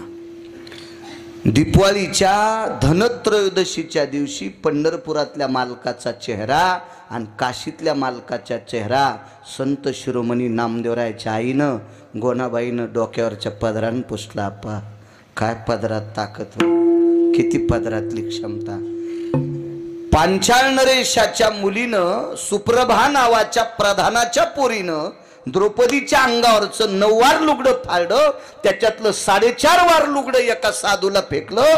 त्यानं लुगडं प्रार्थना करून नेसलं आणि मग देवाला सांगितलं, देवा मी अंध असताना मला एक बहीण भेटली रे आणि तिने मला वस्त्र दिलंय. ह्या वस्त्रावर आडवेन जितके उभे दोरे तर तितके तिला वस्त्र पुरव. कौरवे पांचाळी सभे माझी आणली वस्त्र हरणे वस्त्र कैशी झाली मावली. काय ताकद आहे बाईच्या वस्त्रात, काय शक्ती आहे तिच्या वस्त्रात, किती शक्ती आहे. आणि तिचं वस्त्र एका दुःशासन नावाच्या नालायकाने धरलं. तेव तर मेलाच भडवा, तेव तर भडवा मेलाच, पण सांगणारे 100 मातीत घातले नालायकानं. इतकं पवित्र वस्त्र आहे तिचं, इतकं पवित्र त्या स्त्रीचं. फार मोठं कितीतरी पुरावे सांगता येतील. माझ्यासारख्या येडपट बाळूला विद्वांत किती सांगतील. विठाला विठाला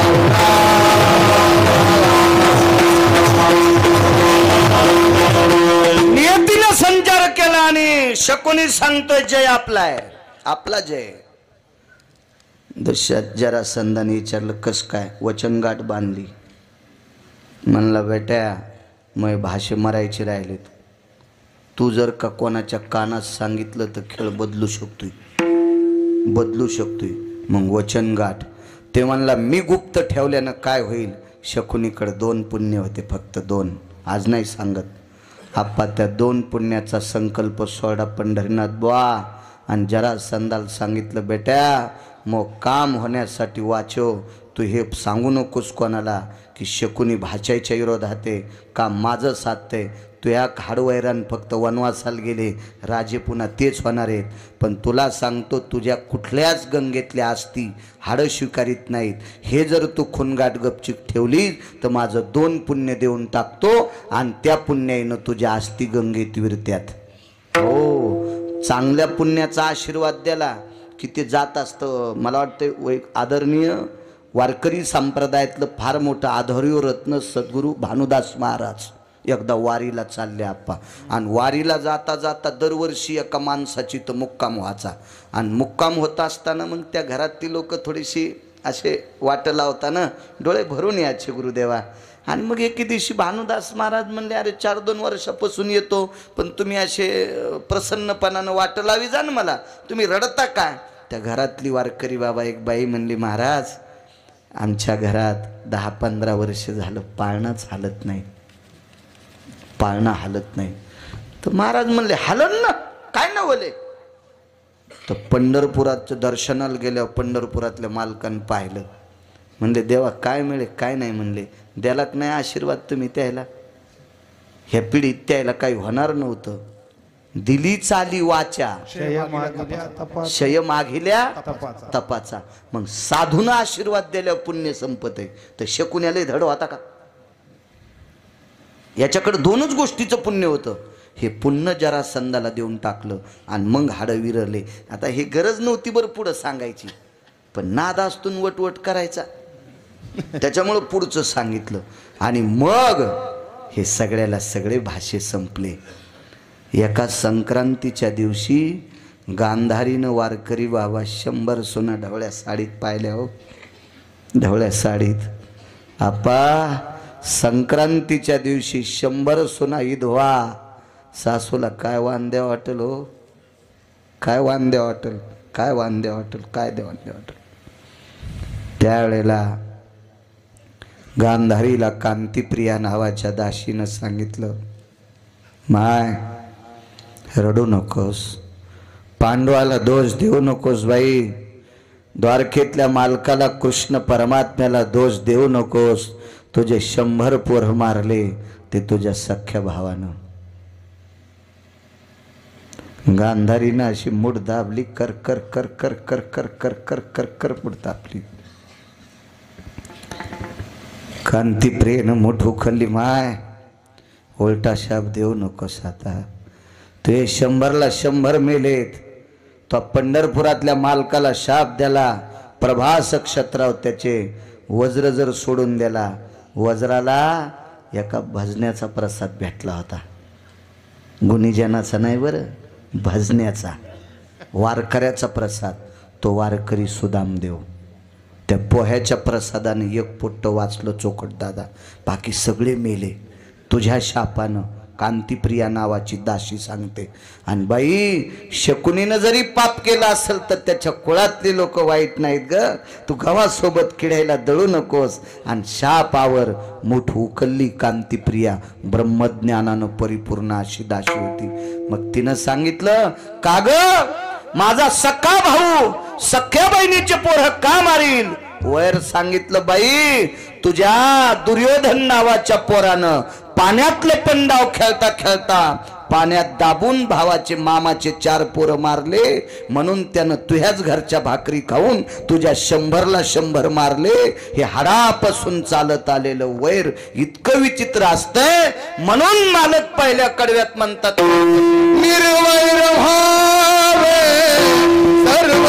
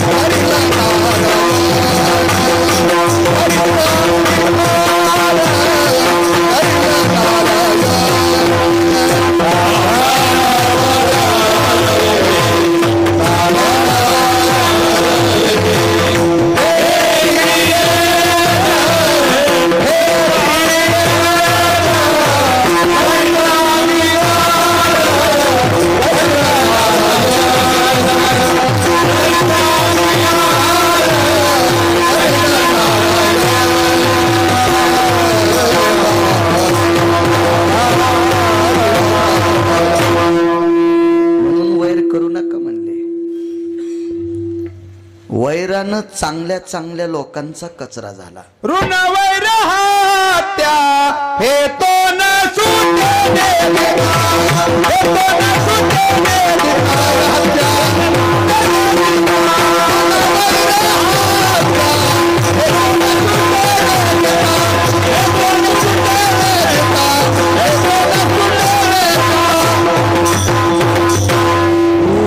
फेडावंच लागते. हत्या फेडावंच लागती. हो, वैर फेडावं लागते.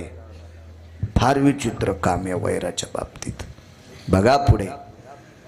मग वैर नाही केल्यावर काय होतंय? तरी अंगीकार करीला नारायण, तरी अंगीकार करीला नारायण.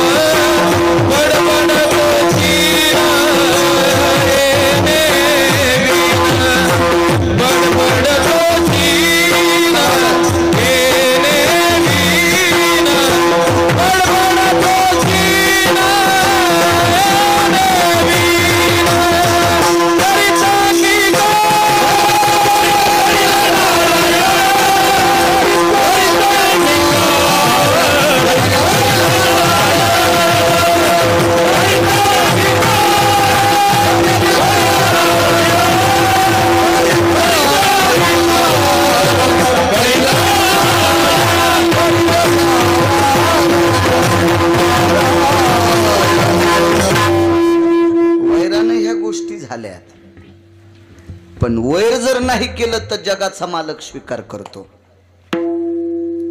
देव तर स्वीकार करील, लय लांबची गोष्ट आहे. वैर संपलं की लय गोष्टी गोड होत्यात. रामेश्वर शास्त्री नावाचे फार एक अधिकारी शास्त्री होऊन गेले. 400 वर्षापूर्वीचे शास्त्री. बघा, जे शास्त्री सांगितले हे आपल्या कळण्यातले शास्त्री, पण 400 वर्षापूर्वी पंढरीनाथ बुवा शास्त्री होते. रामेश्वर शास्त्री बहुलकर, विद्वान. तुकोबरायचा गाथा पाण्यात टाकला. तुकोबराय पवित्र इंद्रायणीच्या तीरावर बसले आणि रामेश्वर शास्त्रीच्या सानिध्यातला एक चमचा.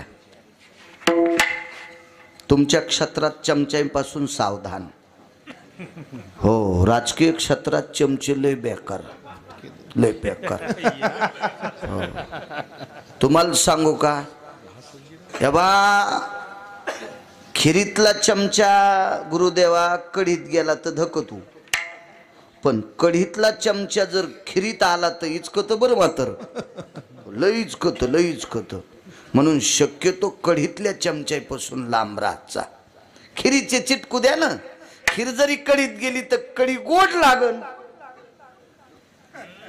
कढी गोड. आणि टाक, शहाणी बाई गुळ टाकते का नाही कढीत? शहाणी सांगायलो, शहाणी मी. हो, शहाण्यालाच येत असते. जिला गावऱ्या लावता येत नाही तिला धिरडे कसे येतील? त्यासाठी शहाणी लागन ना, शहाणी लागन. जिला पिठल्यातले गोळे फुटन तर ती म्हणली मी बासुंदी करते. मी म्हणलं राव दिनचे तुरा, दुधाचा खराब करू नको, आम्ही असंच पितो. तू कशाला येड्यावर दूध खराब होईल नाही, कशाला आम्ही तसंच पितो, तुला गोळे फिटो ना पिठल्यातले. शहाणी सांगतोय. चमचे विचित्र असतात. आणि काय सांगू लागलो,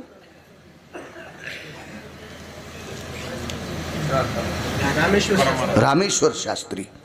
तर रामेश्वर शास्त्रीच्या सानिध्यातला एक चमचा तुकोबरायकडे गेला. तर तुकोबराय काय डोळे उघडीत नव्हते, देव आल्या उघडी नव्हते. पण रघुमामा यानं जास्त आग्रह केल्यामुळं डोळे उघडले. काय म्हणले, आपण शास्त्रींकडनं आलात? जी जी. काही नाही म्हणे, शास्त्रींनी तुमचा गाथा पाण्यात टाकला याबद्दल काय? शास्त्रीच्या बाबतीत मी खालीवरी बोलणं जिभेला किडे पडतील. तुकोबरायचं गवत बरं का, तुकोबरायचं पद. शास्त्री शास्त्री येतं, त्यांना हे उचित अनुचित कळतंय, निष्ठ अनिष्ट कळतंय. मी त्यांच्या बाबतीत काय बोलणार आहे? तर ह्या कढीतल्या चमच्यानं दादा शास्त्रींना येऊन सांगितल्या. शास्त्री रडू लागले, मंगेश बुवा. पण वेळ निघून गेलती आप्पा, निघून गेलती. कालांतरानं गाथावरही आला. तर ऐका पुढे, ऐका ऐका. वैर अंतकरणात न धरल्याची ताकद किती मोठी असते. तुकोबारायाने एक शब्द रामेश्वर शास्त्रीविषयी चुकीचा बोलला असा दाखवून द्या, त्याच्या बुटाचं मंदिर बांधतो मी. रामेश्वर शास्त्रीविषयी तुकोबारायाने एक रस्व दीर्घाईत का जर शब्द चुकीचा वापरला असेल, गाथा सामान्य संपत्ती. तुमच्या माझ्यासारख्या अज्ञानी माणसांचा माथा दुरुस्त करायची ताकद गाथ्यात आहे. याच्या पलीकडे सांगू, हे संत वाङ्मय, या संतांचे गाथे जर नसते तर आपल्यात आणि ऊसातल्या डुकरात काहीच फरक नव्हता. ऊसातल्या डुकरापेक्षा आपण बंगिरे झालो असतो. ह्या गाथ्यांनी आपण वाचलोत, ज्ञानेश्वरीनं वाचलोत, ह्या ग्रंथ संपदेनं आपण वाचलोत. हे संतांचा अधिकार आहे. तर कालांतरानं गाथा तुकोबरायचा पोरी आला. आता हाच चमचा रामेश्वर शास्त्रीला विचारतोय. म्हणून मी नेहमी सांगत असतो, फुटक्या दुर्णापासून सावधान. फुटके दुर्ण कामाचे नसते. काय होतं माहिती आहे का वारकरी बाबा, फुटक्या दुर्णात वरण वाढलं की चपाती ओस्तरच गळून जाते. मग कुत्र्यावानी चपाती खावा का कोरडी? त्याच्यापेक्षा फुटक्या दुर्णात वरण घेण्यापेक्षा चपाती अशी कुस करायची आणि त्याच्यावर वरण घ्यायचं. फुटक्या दुर्णातलं वरण चपाती संग खाऊ देत नाही. मग फुटके दुर्ण तुमच्या क्षेत्रात तर फेकून दिले पाहिजे. हो, फेकून दिले पाहिजे. फुटके दुर्ण कामाचे नसतील, कामाचे नसतील. तर हा फुटका दुरण तुकोबारायला तसं बोलला. तर तुकोबारायचं मनोगत रामेश्वर शास्त्रींना सांगितल्यावर रामेश्वर शास्त्रीच्या डोळ्यातून पाणी आलं. आणि आता गाथावरी आल्यावर हाच फुटका दुरून तुकोबारा रामेश्वर शास्त्रीला म्हणत होता, तुम्ही गाथा पाण्यात टाकला, तुमची काय काय आता काय तुमचं मनोगत आहे. तर रामेश्वर शास्त्रीनं आरती दाखवली. आरती 2 कलरची होती. आरतीचे वरचे कडवे काळ्या पेननं होते आणि शेवटचं कडवं लाल अक्षरात होतं. तर ह्या खबऱ्यांनी रामेश्वर शास्त्रीला विचारलं, शास्त्रीजी वरचं कडवं काळ्या अक्षरात आहे, खालचं लाल अक्षरात का? अरे तुकोबारायची आरती लिहित असताना दौतीतली शाही संपली, शेवटचं कडवं लिहित असताना मग हा कलर कुठून आणला? रामेश्वर शास्त्रीनं सांगितलं, रंग नाही रे, रंग नाही, रंग नाही, रंग नाही. टाक मांडीत टोचला आणि मांडीतलं रक्त काढलं आणि रक्तानं शेवटचं कडवं लिहिलं, तुकिता तुलनेशी ब्रह्म तुकाशी आले, मनोनी रामेश्वरे चरणी मस्तक ठेविले. ताकद कशाची आहे? गाथा पाण्यात टाकला तरी वर केलं नाही, म्हणून गाथा पाण्यात टाकणारे रामेश्वर शास्त्री आरती लिहून शिष्यत्व पत्करतात आप्पा. म्हणून मालक पहिल्या कडव्यात म्हणतात,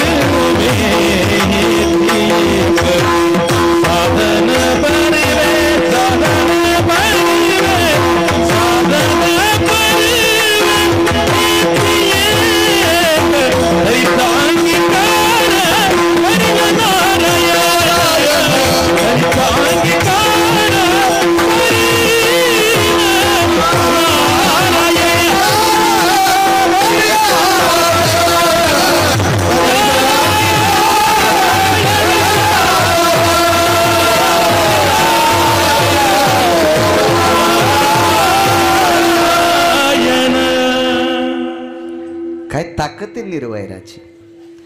तुमच्यातल्या माझ्यातल्या काही पांचट लोकांनं शकील नावाच्या तांबोळ्याला पैसे दिले. त्याचं नाव होतं शकील तांबोळी, मुसलमान. त्यानं त्या पैशाचे गुरुवर्य पानं आणले. पानं किती चावीन म्हणून त्यानं पानं कुटले आपा, त्याचा तांबूल केला आणि तोंडात घेऊन नाथांच्या अंगावर थुकला. यवन अंगावरी प्रसाद देवोने मुक्त केला. इतकं नका बघू, याच्या पुढं पानं पुढं 108 वेळा म्हणे मुसलमान अंगावर थुंकला. तर तत्वज्ञानी विचारणार नसतील का? नाथ महाराजांकडे 22 चोपदार होते. एका ठिकाणी 15 सांगितले. 15 किलोची काठीन, 32 किलो सोन्याची छत्री. सकल संता माझी राजा आणि स्वामी एकनाथ माझा. भौतिक श्रीमंतीत नाथ बाबा राजे होते. आणि एवढ्या मोठ्या श्रीमंताच्या अंगावर एक मुसलमान 108 वेळा थुकावा. नाथांचे उद्गार पडे, अरे मी रोज फक्त त्रिकाल संध्या करीत होतो. सकाळचं, दुपारचं आणि संध्याकाळचं 3 स्नान करत होतो. पण या महात्म्यामुळं मला सकाळीच 108 आंघोळी झाल्यात. इतका ज्याचा स्वभावावर पकड आहे म्हणून त्या व्यक्तीला शांती ब्रह्म पदवी. ही अंतकरणातलं वैर जाळून टाकण्याची ताकद आहे. म्हणून शांती ब्रह्मनाथ बाबा. किती ताकद. वेळ तर संपला चोखड दादा. बरं कवर पटकन सांगा, 1 तास का अर्धा तास पुन्हा हाय का नाही असं सांगा. काय होतंय, मापम्या काही पीठ देणाऱ्या बाईवानी असं उधळून दिलं नाही. एक बाई शेजारणीची इथं भाज्याच्या पिठाला गेली. भाज्याचं पीठ म्हणजे हरभऱ्याचं पीठ. हरभऱ्याच्या पिठाला गेली तर मग ती बाई काय अशी डब्यात वाटी खुपसीत नाही बरं. अशी अशी अशी अशी अशी मी अशी नाही शी घालली मी उभाटे आहोत आणलंय बरं विठाला विठाला वैर न करण्याचा एक पुरावा सांगतो एक मला छत्रपती संभाजीनगरला पहाट काल आहे आणि 10 वाजताच काल आहे त्याच्यामुळं तरी सांगतोय चला. द्रौपदीची 5 लेकरं अश्वत्थाम्यानं झोपीत कापली झोपीत. महाभारतात श्रीमद भागवतात पुरावा पाहू नका. एका पुराणाचं मत आहे पांडव गादीवर जरी बसले तरी वंश दीपक शिल्लक राहणार नव्हता. ही काळ्या दगडावरची रेग होती. काळ्या दगडावरची रेग. द्रोह जायते इति नाम द्रौपदी. जिच्या जीवनातलं वैषम्य संपलंय द्रोह संपलाय आप्पा तिचं नाव द्रौपदी होतं. शेवटचा पुरावा. निर्वैर होण्याची ताकद किती मोठी. वैर संपलं की किती मोठी ताकद असते. 5 लेकरं मारली. हे मी सांगतो म्हणून ऐकायचं नाही. तुका म्हणे अंगी राखिली दुर्गंधी अश्वत्थामावधी पांडव पुत्र मारी पांडव पुत्र. अश्वत्थामाने 5 लेकरं झोपीत कापली. अश्वत्थामा कोण? ज्या अर्जुनाला धनुर्धारी विद्या देणारे द्रोणाचार्य त्यांचा पुत्र. संगतीतली ताकद फार मोठी असती. फार मोठी ताकद असती. अश्वत्थाम्याची धर्मपत्नी फार सात्विक होती. हो दुर्योधनाची धर्मपत्नी फार सात्विक होती. नाव सांगता येईल का तिचं? भानुमती. वा ह्या फार सात्विक होत्या. पण हे भंगिरे होते ना. भंगिरे बुटा हरपून येत होते ने यायला आकली नव्हत्या ना. आणि ज्याच्या जीवनात पत्नी सात्विक आजही महाराष्ट्राच्या मातीतल्या काही पवित्र स्त्रिया नालायकाचा संसार पण गोड करतात. इतक्या पवित्र आहेत इतक्या पवित्र. कधी कधी नवऱ्याची चूक बाई दाखवून नेत असती पण बाईनं केलेला येडेपणा नवऱ्याला कधीच झाकता येत नाही. हे मात्र लक्षात ठेवा. हो नाही झाकता येत. म्हणून देहूतले मालक म्हणले करकसे संगती दुःख उदंड फजिती. फार फजिती. पत्नी सात्विक असली पाहिजे. पण ऐकलं नाही तो अश्वत्थामा ऐकला नाही काय नाही. द्रौपदी किती सात्विक. पांडवावर 197 अरिष्ट आलते. 197 माझ्या वाचनातले येतं. वैकुंठवासी रंगनाथ गुरुजी परभणीकरांचं वाक्य आहे. 197 अरिष्ट. नीतिशास्त्राचं मूल्य पाहत असताना विचारलं हे संपले कशामुळं? एकट्या द्रौपदीच्या कृपेमुळं. इतकी ताकद आहे. इतक्या मोठ्या आहात तुम्ही. इतक्या मोठ्या. चूक झाल्या फार मोठी अवघड. एकदा मी घोडी घेतली. घोडी शेतात झाला आप्पा घोडी घेतली. चांगल्या प्रतीची घोडी होती. म्हणजे काय ताण नाही. पण त्याला मी सांगितलं मी घोडी बसून पाहीन बाबा. मसड दूध काढूनच पाहत असतेत ना का चारा खाती म्हणून घ्यायचं. बैल कसे पाहायचे धरून पाहायचे आहे का नाही. फिरून जर पाऊल टाकीत असेल कापसाच्या मुंडक्यावर तर घेऊच नाही. असा जर दळीत असेल असा पाय टाकीत असेल फिरून कापसाच्या मुंडक्यावर तर काय करायचं ते बैल आहे का नाही. आणि म्हशीनं 14 पेंड्या बाजारात खाल्ल्या दादा. आणि आमच्या मित्रांनी म्हणला 14 मकाच्या पेंड्या खाल्ल्या. 14 काय मसड दूध देईन. आणि सकाळी धार काढायला बसलं तर चिलीम पण नाही भरली.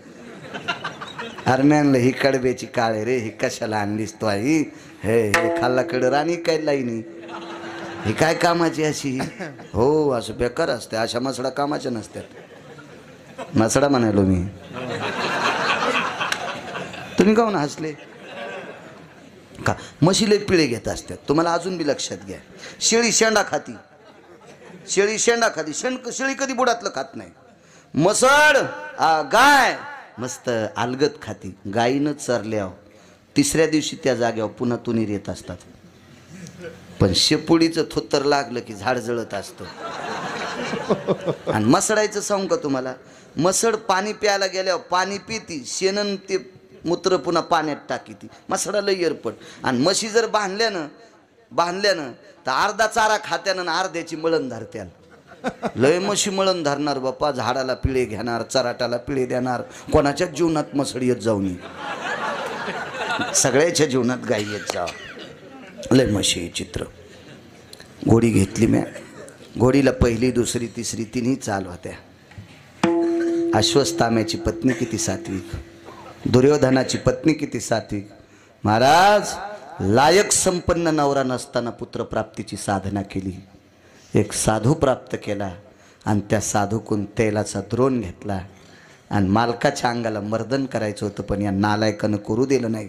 ते तेल खाली शेषाच्या अंगावर सांडलं. चला तो बाकीचा विषय कुर्दा असू दे, काही बी. हलकट हलकट हलकट पती, किती पत्नी सात्विक. हो, बायकांनी सात्विकता ठेवली पाहिजे. माझ्या माईंनो, नवरा किती जरी विद्वान असेल तरी तो मुलांना जास्त वेळ देऊ शकत नाही. आई जास्त वेळ देऊ शकते. मुलांना सुसंस्कारित घडण्याची ताकद जास्त देशातल्या आईकडे आहे. म्हणून तुम्ही चुका करता कामा नये. बघा ते ह्या बायका सात्विक होत्या याच्यावर सांगतोय. घोडीला पहिली चाल, दुसरी चाल, तिसरी चाल 55च्या स्पीडनं, मोटरसायकल 45 ते 55ची स्पीड इकून मी बसलेला. इतकी घोडी टापमध्ये चालली. दिले मी त्याला इनाम द्याला आपा, पण मला घोडीला एक दुसरी खोड होती माहीतच नव्हती. मी हौसानं कीर्तन नाही दादा घोडीवर बसलो आणि येड्याला गेलो तो घोडीला एक खोड होती. किती लागा आखाडा तरी लोंबकळलेल्या बोरी खालून जात होती. अरे म्हणले ही कामाचीच नाही ना, ही तर भुतरवर बडायला लागली. हो, अशा घोडीवर नाही बसलं पाहिजे. देवा तुम्हाला वैकुंठवासी बापसाहेब मालकांची कीर्तनं तुम्ही ऐकली असतील. तो वैकुंठवासी बापसाहेब मालक म्हणायचे, अशा घोडीवर बसण्यापेक्षा पायंदळ चाललेला बाला. त्याच्या भाषेत सांगू का आप्पा, आयंदळ घोडीशे पायंदळ बाला. बापसाहेब मालक म्हणायचे, बाळ्या नाही म्हणायला. आयंदळ घोडीशे पायंदळ भला आणि अवकुशळ बायकुशे रांडका भला. तुम्ही याला बी हसायत लागले. काय सात्विक बायका होत्या, काय सात्विक. राजे हो, कौरवाचं सत्व हरू नये म्हणून भानुमतीनं महाराजाच्या रूपात आलेल्या देवाला दागिने काढून द्यावा. कर्णाचं ऐकून काय ताकद, काय स्त्रिया होत्या हो, काय अधिकारी स्त्रिया होत्या. ऐकिलं नाही. द्रौपदीची 5 लेकरं कापली. अश्वत्थामा आरोपी आहे, खांबाला बांधला आरोपीला. धर्माला विचारलं काय शिक्षा द्यायची. त्यागे स्वदेशायाम, आमचे 5 मारलेत. अहिंसावादी धर्म आहे, मारू नका पण देशातून काढून द्या. अर्जुनाला विचारलं शिक्षा काय द्यायची. ज्या हाताने माझे पोरं कापलेत ते दोन्ही हात कलम करा. भीमानं सांगितलं बेट्याला जिवंत कशाला ठेवता. नकुल सहदेवाने विचारलं काय, त्याला विचारलं काय, आमचे 3 भाऊ सांगते ते करा. पण मालक लय हुशार आहे पंढरपुरातला. मालकानं सांगितलं धर्म, भीम, अर्जुन, नकुल, सहदेवा तुम्ही बाप आहात, बाप. पण जिनं 9 महिने पोटात सांभाळले होते का ते माय, तिला विचारू द्या ना अश्वत्थाम्याला काय शिक्षा द्यायची. द्रौपदीचे 5 लेकरं कापले. अर्जुनाचा पुत्र सुभद्रेला झालेला अभिमन्यू चक्रव्यूहात मृत्यू पावला. त्यावेळेला नीतिसूत्राचा आधार घेतला. द्रौपदीने विचारलं आमच्या वंशाची परिस्थिती काय. काही नाही म्हणले, तुमच्या वंशात पांडव राजे होणार पण त्यांच्या पश्चात गादीवर बसण्यासाठी कोणी राहणार नाही. रडू लागली द्रौपदी. काय करायचं माझ्या मालकाला राज्य असून, ह्या राज्यावर बसण्यासाठी जर पुढे कोणी नसेल तर हे राज्य तरी काय करायचं. ही रक्तरंजित गादी आहे, ही रक्तावरची चिखलाची गादी आहे, काय करायची ही गादी. नीतिसूत्रानं सांगितलं बाई तुझ्या पुण्याईच्या बळावर या वंशासाठी दीपक वाढेल. तर वैर विसरण्याची ताकद शेवटचा मुद्दा पाय का. खांबाला अश्वत्थामा बांधलाय. अश्वत्थामा चिरंजीव आहे बाप्पा, चिरंजीव आहे अश्वत्थामा, चिरंजीव. पण एक लक्षात घ्या, काहीतरी व्यंग अश्वत्थामाला करता येत होतं. ही देवाची ताकद. त्याला काय करता येत नाही. देवचतुर देवचतुर जाणून अंतर्वर्त. त्याच्या डोक्याला काय डोकं लावायचं आपण. द्रौपदीला विचारलं ताई दादा आलास होय. तुम्हाला एक पुन्हा मुद्दा सांगतो. वैकुंठवासी भागवतातलं एक रत्न रामचंद्रजी डोंगरोजी महाराज, धारुरकर शास्त्री, चक्रांकित शास्त्री सांगायचे, ज्या वेळेला द्रौपदीला विचारलं ताई यांना शिक्षा काय द्यायची, तर द्रौपदीने विचारलं, दादा तुझ्या सख्या बहिणीचा मुलगा भीष्माचार्यांनी धारातीर्थी पाळला, जयद्रथांनी लात मारली, त्यावेळेला तू सुभद्रेला भेटण्यासाठी आलास आणि माझे 5 लेकरं अश्वत्थाम्यानं कापलेत, तू भेटायला 27व्या दिवशी काय येतोस? उत्तर काय दिलं असेल? सुभद्रेच्या डोळ्यातलं पाणी पाहिल्यानं माझ्याही डोळ्यात पाणी आलं ग. सख्या बहिणीचं पोरग मेलं, ती रडत होती, तिच्या डोळ्यातलं पाणी पाहिल्यानं माझ्याही डोळ्यात पाणी आलं ग. पण द्रौपदी ताई, तुझ्या रडण्याचं, तुझे डोळे पाहण्याची ताकद माझ्यात नाही, याच्याकरता 27 दिवस आलो नाही. मग देवाला सुभद्रा मोठी का द्रौपदी मोठी? द्रौपदी मोठी. काय ताकद होती? डोंगरोजी महाराज सांगायचे, योगासा आला ताई धर्मानं देशत्यागेशु काढून द्या सांगितलंय, भीमानं संपा सांगितलंय, एकाने हातपाय तोडा सांगितलंय, या दोघांनी ते करतील ते सांगा सांगितलंय. द्रौपदीच्या पक्क लक्षात होतं वंश संपणार आहे, कशाला वैर करायचे. देवाला एक प्रश्न केला, देवा अश्वत्थामा चिरंजीव आहे, पण मी जर इच्छा केली तर काही बी नाटक करून तू त्याला संपिशील, हे मला कळतंय, हे मला कळतंय. पण अश्वत्थामा मारल्यावर माझे 5 उठून बसतील का? अश्वत्थामा मारल्यावर माझे 5 उठून बसतील का? धाय धाय रडत होते, धाय धाय रडत होत. आणि अश्वत्थामा मोकळा सोडला.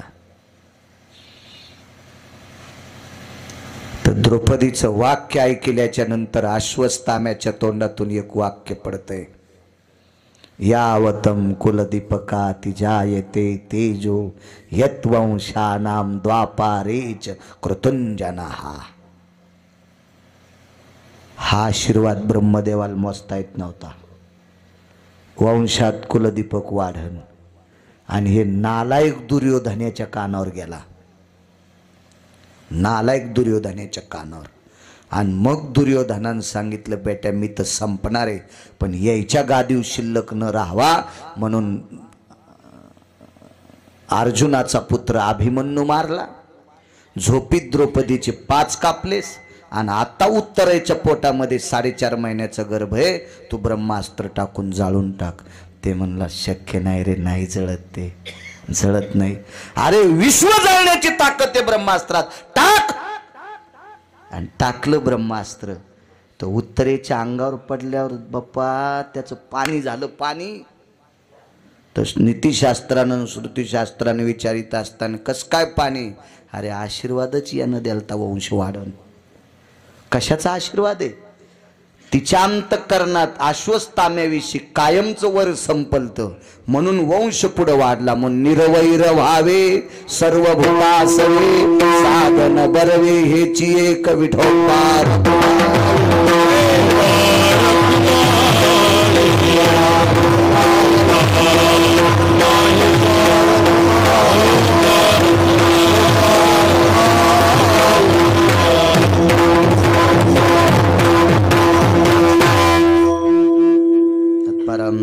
सहदेव चोखट असतील, उत्तम सदाशिवराव चोखट असतील, दत्ता आसरोबा चोखट असतील, विष्णू आसरोबा कागदे असतील, राजेभाऊ रामकिशन चोखट असतील, रामप्रसाद पंडित पंढरीनाथ चोखट असतील, विलास तुकारामजी चोखट आणि संतोष गणेशराव चोखट या 8 सद्भक्तांमुळे इथे येण्याचा योग आला. तुमच्यामुळे मला विटेवरच्या मालकाचं ज्ञानोबाराय तुकोबारायचं नाम घेण्याचं या पवित्र सारंगपूरमध्ये मारुतीरायाच्या दरबारामध्ये मला कीर्तन करण्याची संधी मिळाली. तुम्हाला 8 जणांना धन्यवाद. मृदंगाचार्य महाराज दोन्ही, गायनाचार्य सगळी मंडळी, सगळ्यांना प्रणाम करतो आणि माझ्या वाणीला विराम देतो. ज्ञानेश्वर